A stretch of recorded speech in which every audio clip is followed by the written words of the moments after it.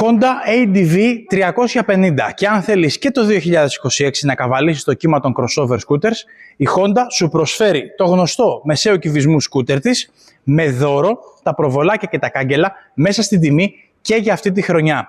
Μια προσφορά που συνεχίζεται από το τέλος του 2025. ADV 3,5, όπως το βλέπουμε εδώ, crossover scooter με στοιχεία μοτοσυκλέτας, πουλάει πάρα πολύ καλά στην Ελλάδα και είναι γνωστό γιατί.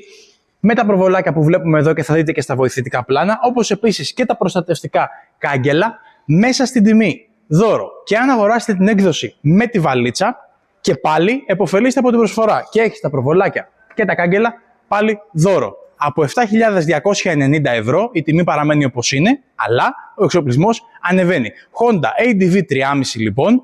Εάν θέλεις να το πάρεις, επωφελείς από αυτή την προσφορά, επισκέψου ένα κατάστημα του δικτύου της Honda για να το δεις από κοντά, αλλά και να μάθεις για προσφορές και όλα τα άλλα δίκυκλα και αξεσουάρ που μπορεί να σε ενδιαφέρουν.